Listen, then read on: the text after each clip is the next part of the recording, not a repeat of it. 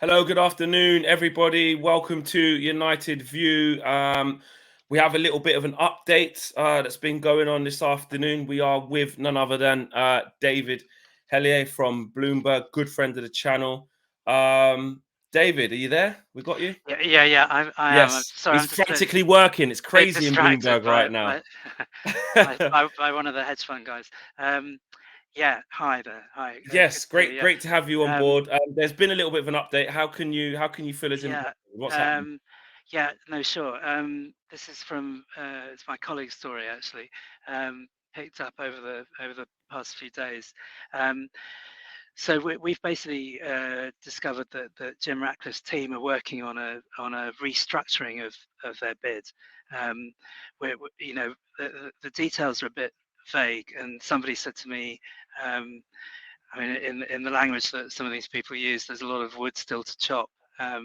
It's not the final article, but basically you might remember earlier this year that Ratcliffe got into a position where his bid was described by some as kind of dead in the water, Yeah. and the reason was that, as you probably remember, sorry, I need to just do something here, but the reason was that uh, um, he was only offering to buy out the Glazer family to 69%, and the offer was not going to be made to the 31% of the minority shareholders, who are mainly hedge funds in New York. And they can be, quite aggressive. And so today, what we found out is that indeed his advisors, who were saying at the time earlier this year that there was no chance of restructuring the bid, they're now saying that they are trying to restructure it. So I mean, as far as we can tell, he's now definitely back or trying to get back in the game. Now, what that means is that that kind of puts pressure on the Qataris, Sheikh Jazim, who must have thought he had the way clear up to now. So it puts pressure on his group to raise their offer if they're still interested, and it basically puts the takeover back on track, as it were. Even though it's that this person I spoke to said things are going at a glacial speed. So you might not see anything for the next few weeks. We're getting used to this now. Yeah, that is a common theme of not hearing anything for a while. But very interesting that basically, I remember last time speaking to you, and like you said, it was effectively dead in the water from Sir Jim Ratcliffe's side. But now he's trying to restructure it. Do we know any more about what that restructure would look like? Is he trying to buy the Glazers out more? Is he trying to, a lot of Manchester United fans were maybe upset at the fact that the Glazers would be still part of his buyout. Would that still be the case? But he's just offering to buy more. Would the Glazers still be involved in staying? Right. So we're not being told anything about that bit of it. I mean, the bit that we're being told about is the bit that concerns the minority shareholders, and we're being told that whatever happens, he needs to get on board the independent directors of Manchester United. Now they're the people who, like, their duty is to all the shareholders of Manchester United. So it's not just the Glazers, it's to the minority shareholders, who they have a duty of, to look after their interests, to make sure that they're being given a fair offer. And of course, they were arguing that they weren't getting any offer at all. So that's the bit of the bid that he needs to restructure if he wants to get any further. Unfortunately, we don't know yet what it means for whether he's going to have a couple of the, it's been speculated that Joel and Avram want to stay on board. So we don't know yet what this means for them, and whether it means that he's still, kind of somehow got to deal with them where they're going to stay on board. I mean, it would seem likely to me, but it's not necessarily the case. How, in terms of the Glazers, do you think, I mean, obviously, if you do have information or whether it's just your opinion, do you think that they would now be more inclined to look at Sir Jim Ratcliffe's bid? Because the problem that they had with the minority shareholders being an issue, Sir Jim Ratcliffe's basically offered them, or looks like he's about to offer them, a way to pacify them. So that actually it now strengthens the Glazers' position because they aren't just relying on the Sheikh Jassim bid that's been below valuation. And in fact, now their minority shareholders are potentially going to be pleased. And there's another bid from a refined bid now from Sijim Ratcliffe. Yeah, yeah. I mean, what we're being told is that I mean, if anybody wanted a straight bid with no Glazer involvement going forward, then we were being told that they had to bid up to £6 billion for their equity. If you go to that level, then they're out of it, I think. If you're talking about less than that and significantly less than that, then it starts to kind of muddy the waters. And Joel and Avram think, well, we might as well hang around because they believe that in a few years' time, Man United will be worth a lot more. So they're thinking, why are we going to go now? We'll stay in, and we'll help Ratcliffe with whatever he's going to do to revive the club. And obviously, I get why United fans are not keen on that, but basically, if the Qataris won't bid 6 billion, if they won't, then the Glazers have basically made it quite clear, I think, that they're not going to sell anyway. So it's kind of I mean, this might just the fact that Radcliffe's back in the running, and then we'd start talking about, well, what price is he going to offer? And if he starts being really serious and pushing the price up, maybe then the Qataris will think, actually, we do need to go up. We do need to go up a bit more. And then maybe they get close to the Glazer figure, and then maybe the Glazers sell. Well, that was going to be my next question, sort of thing. Is how do you think it would affect upon the Qataris? Because essentially now what we're saying is that they now have competition, whereas they didn't need to basically keep bidding higher because, like you said, Sir Jim Ratcliffe's bid was effectively dead in the water. So now that there is competition, in your opinion, and maybe with some of the noises that you might be hearing, do you think there will be a reaction from them? Yeah, I mean, we deliberately haven't spoken to them before publishing this story because this story was very much about Jim Ratcliffe's bid. So we felt, I mean, always we have to take into consideration, that the more people you speak, the more people it gets out, and it's a competitive world. So we didn't want it getting out in a rival publication, so we kept it to a closed circle. Now we've published this, we'll be making moves to sort of see whether there is some reaction that we can glean from the Qatari side. Who knows? But they haven't shown a willingness to go to 6 billion or to go to the level that the Glazers want. But they, up till now, they haven't needed to show a willingness because they've had no competition. So maybe this will push them.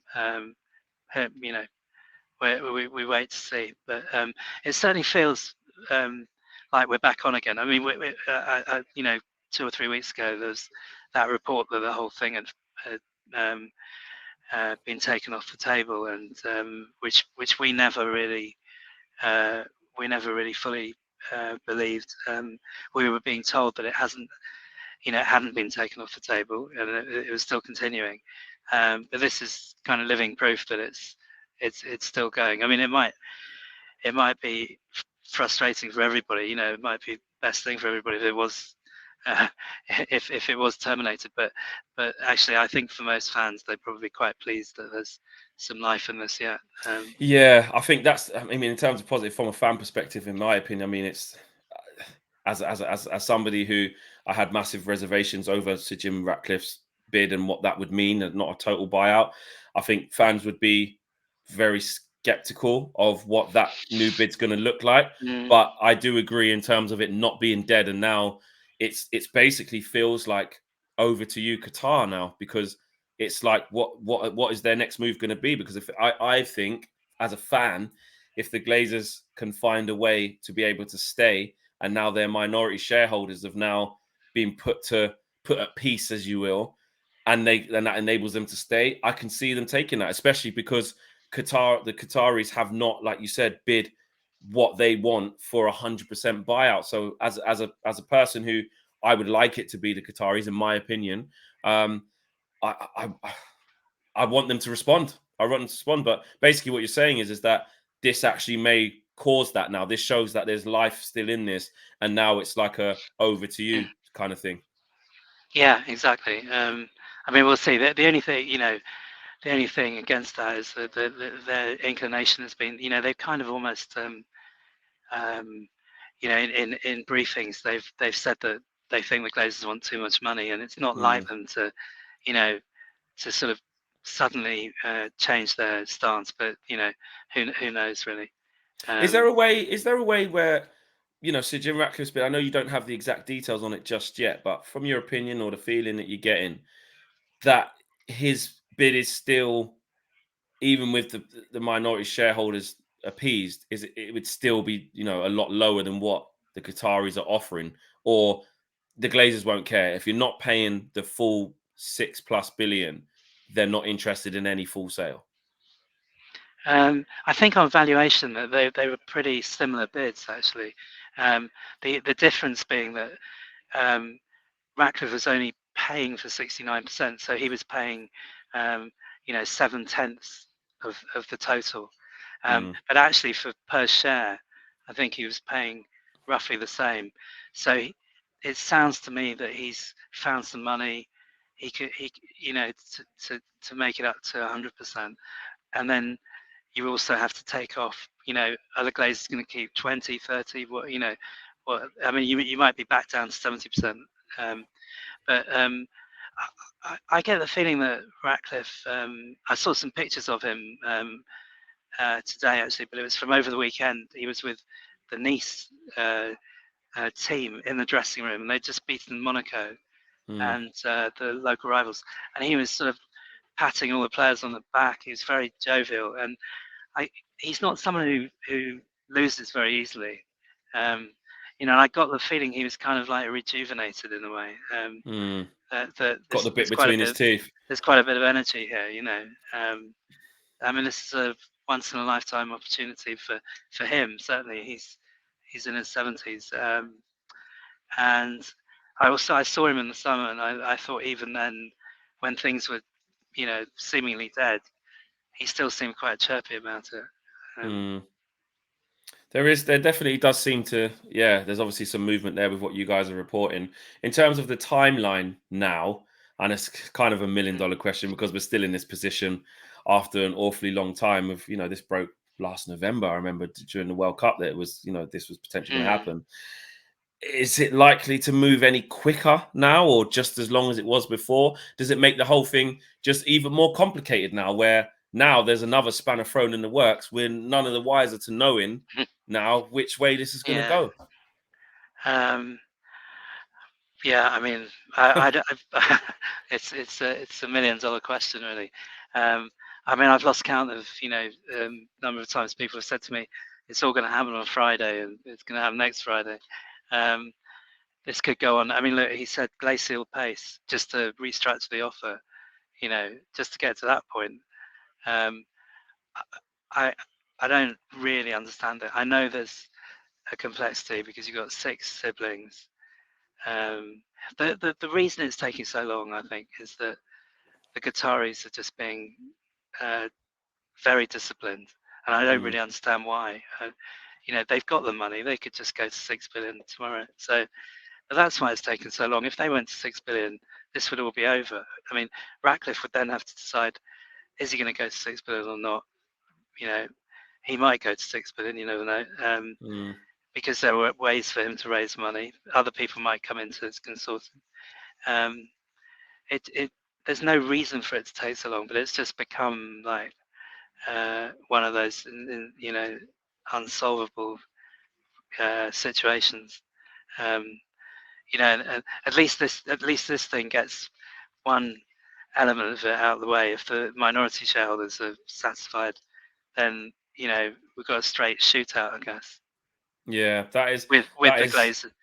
with the glade. But Yeah. but then the Glazers still will say, well, it's not enough, and it's a shootout, but it's got to move up the driving range. It's got to go up the. Mm. Um, That's the thing that fans will be really pushing for the Qataris to do. I think what we've read and what we've maybe understood maybe about Qatari culture as well, and is that they very much weren't going to be taken for a ride. They weren't going to be exploited, like you said, just because they do have the money.